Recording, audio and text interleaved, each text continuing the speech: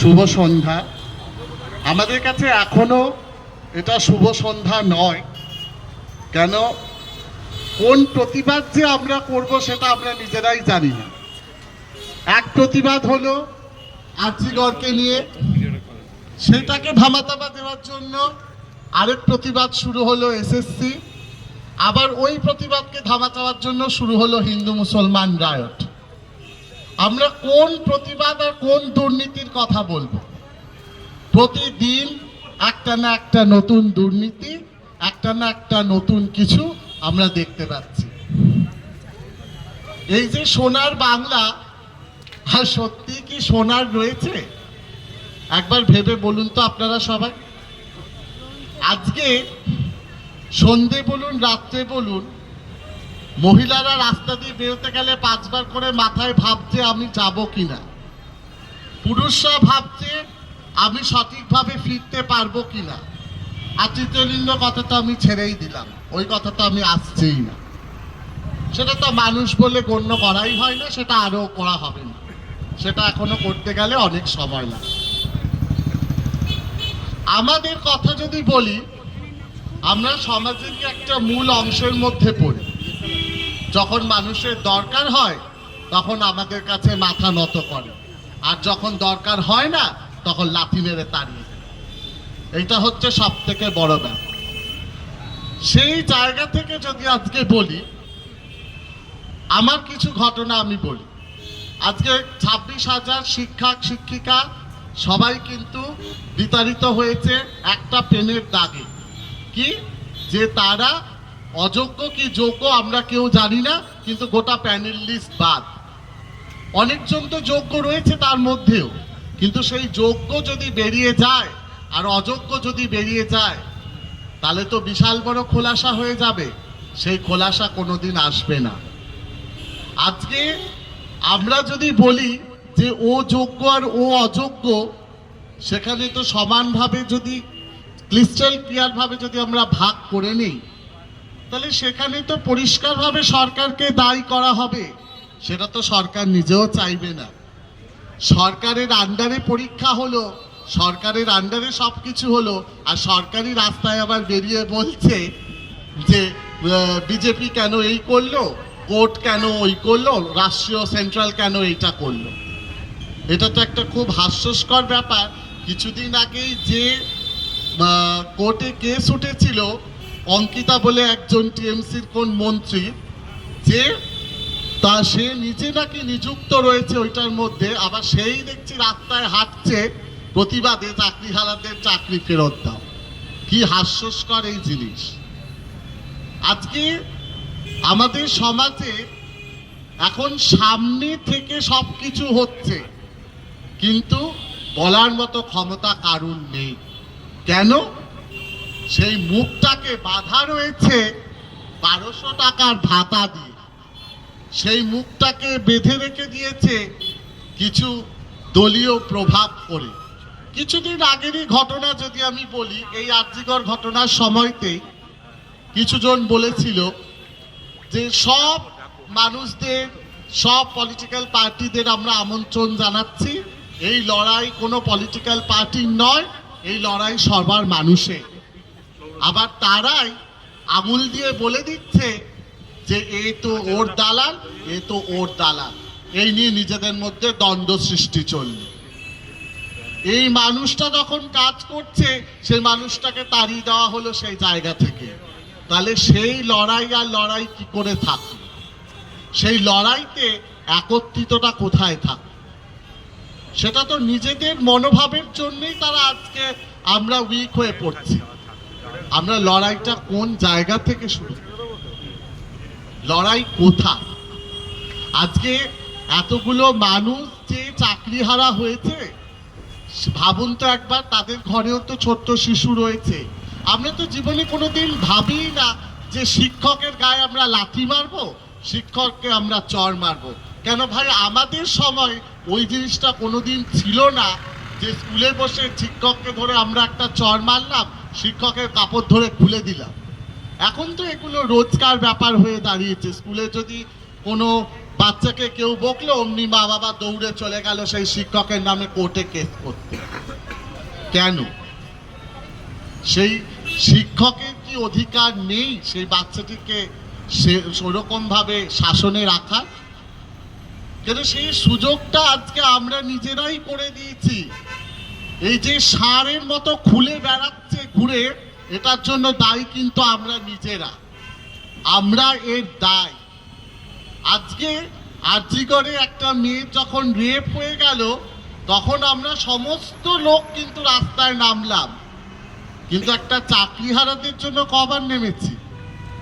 কেন বলুন তো? আমাদের সঙ্গে এই ঘটনাটা হয়নি বলে আমরা কিন্তু নামতে পারলাম না। আমাদের আজ যদি শিক্ষক না থাকতো, ডাক্তাররাও কিন্তু হতে পারতো না, তারাও কিন্তু ওই জায়গায় পৌঁছাতে পারতো না, আজকে ওই চেতনা চৈতন্যটাও কিন্তু জাগ্রত হতে পারতো না যদি শিক্ষক না থাকতো। হ্যাঁ, অনেকজন করেছে, অনেকজন ঘুষ দিয়ে ঢুকেছে, অনেকজন পয়সা দিয়ে ঢুকেছে, কিন্তু অনেকজন সত্যিকারের পড়াশোনা করেও, তারা পড়াশোনা করে শিখে পরীক্ষা দিয়ে তবে গিয়ে পাস করে গেছে।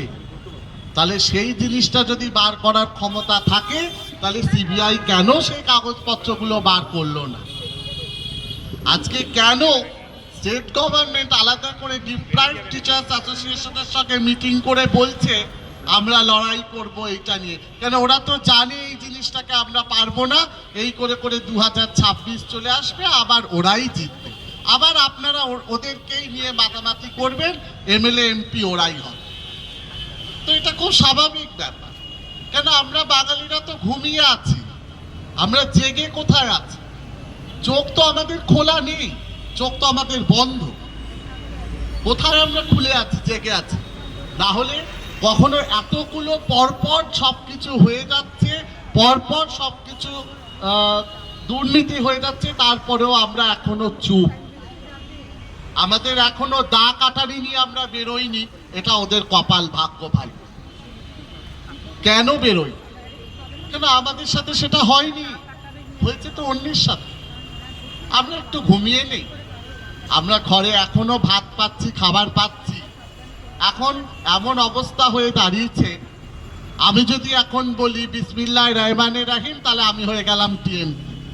আমি যদি বলি জয় শ্রীরাম, তাহলে আমি বিজেপি। আর আমি যদি বলি আমি কোনো ধর্মকেই মানি না, কোনো ভগবানকে মানি না, তাহলে আমি সিপি।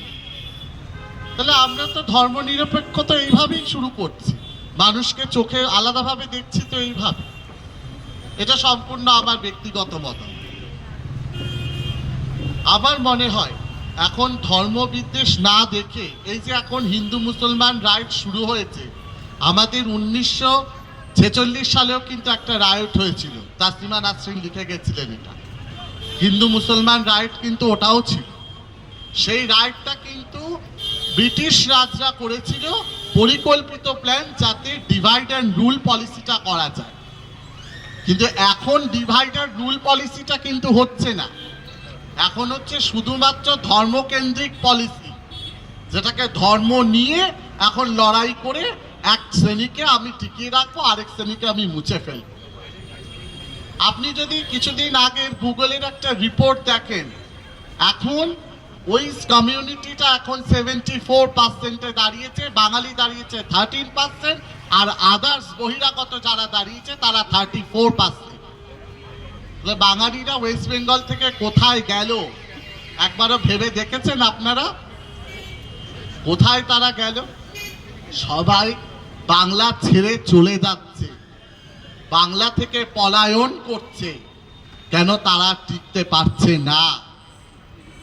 আপনারা যদি এখনো না জাগেন, তাহলে আর কয়েক বছরের মধ্যে বাঙালি পুরো শেষ হয়ে যাবে এবং মিশে যাবে।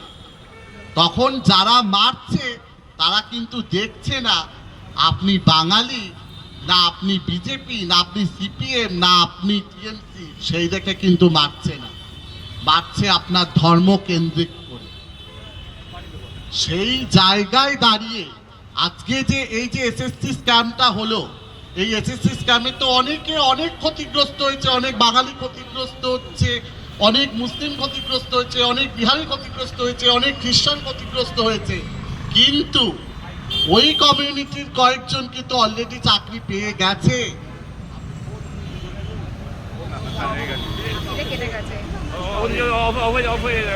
হ্যালো, সরি, ওইটা কিন্তু এখনো চাকরি পেয়ে গেছে। কেন, আমারই পাড়ার ঘটনা ঘটেছে, আমি জেনেই বলছি। তাহলে ওদের মাথায় যে গডফাদারের হাত রয়েছে তারা কিন্তু ঠিক বেঁচে ফিরে যাবে, কিন্তু আমরা যারা নিয়ত প্রতিনিয়ত শোষিত মানুষজন তারা কিন্তু করতে পারবে না। আজকে আপনি হয়তো দেখবেন তৃতীয় লিঙ্গ মানুষেরা সিগন্যালে টাকা তোলে, আমাদের দেখে অনেকে হাসে। আজকে অনেক টিচারের যখন চাকরি চলে গেছে, অনেকে কিন্তু যারা আমাদের দিকে হাসতো তারাই আজকে কিন্তু বাটি নিয়ে বসেছে রাস্তায়। তাহলে ভেবে দেখুন, ওদের আর আমাদের কিন্তু এক জিনিসের এক জায়গায় এসে দাঁড় করিয়েছে। আমরা সেই জায়গাতেই বলবো, আজকে যখন আমার নার্সিং এ চাকরি ছিল, এই সরকারই কিন্তু আমার জেন্ডারের জন্য এসএসকেএম থেকে আমাকে সরিয়ে দিয়েছিল। কেন, আমি যেহেতু একজন তৃতীয় লিঙ্গ মানুষের ব্যক্তি। কিন্তু আজকে এতজন 26,000 টিচারের যখন চাকরি গেল, তাদের কি অবস্থা? তাদের মধ্যে অনেকজন কিন্তু সুইসাইডও করছে, অনেকজন মেন্টাল ডিপ্রেশনে গেছে, অনেকজন কিন্তু ঘরের মধ্যে আলাদা হয়ে বন্দী হয়ে গেছে। কেন, তাদের ঘরের লোকেদের টানা তাদের শুনতে হচ্ছে, এবং পাড়া প্রতিবেশীদের টানা তো রয়েছেই, সেটা তো আলাদা করে নতুন কিছু বলার নেই। এটা তো আমাদের স্বভাব সমালোচনা করা। পাশে তো দাঁড়াবো না, সমালোচনা করব। কি করে ও কেন গেল, ওই তো টাকা দিয়ে ঢুকেছে তাই হয়েছে, আদৌ ও হয়তো টাকা দেয়নি। কিন্তু আমাদের কথার দ্বারা সে এমন ডিপ্রেশনে চলে যাবে, সে মৃত্যু মুখ হতে বাধ্য হবে। তার জন্য দায়ী কারা? আমরা। তার জন্য দায়ী এই সাধারণ মানুষজনের। আজকে দেশের এই অবস্থা, আজকে পশ্চিমবঙ্গের এই অবস্থা, আজকে একটা 70 বছরের বয়স্ক মহিলাকে যখন রেপ করছে, একটা 10 বছরের মেয়েকে যখন রাস্তায় রেপ করছে, 17টা স্টিচ পড়ছে তার, সে আর বাঁচার অধিকার রাখে? সে বলবে আর সে আমি চোখ ফুটে তাকাতে চাই, সে তো বলবে আমি মৃত্যুবরণ করতে চাই, আমি বাঁচতে চাই না এখানে। কেন, বেঁচে কি করবে?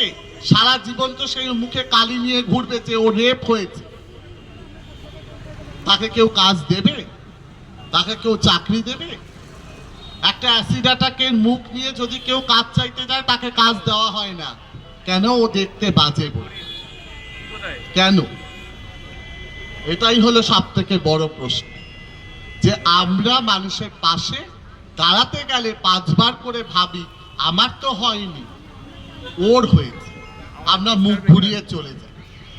কিন্তু আজকে যদি আপনি ওই কমিউনিটিকে একটা কথা বলুন, 10 জন দাঁড়িয়ে যাবে। তার প্রধান এক্সাম্পল হচ্ছে মুর্শিদাবাদ। আজকে আপনি অন্য কোনো কমিউনিটিকে কিছু বলুন, তার 20 জন এসে আপনাকে ধুয়ে দেবে, কিন্তু একজন বাঙালি বিপদে পড়লে একটা বাঙালিও আসবে না পাশে। এইটা বদলান, না হলে পরবর্তীকালে কিন্তু ঘরে বসে যে ঘুমাচ্ছেন সেই ঘুমটাও কিন্তু থাকবে না। সেটা মাথার মধ্যে ভালো করে ঢুকিয়ে নি। 26-এ ভোট আছে, অবশ্য আমাদের ভোটের জন্য তার কিছু আসে যায় না, কিন্তু তবুও ডেমোক্রেটিক রাইট যেটা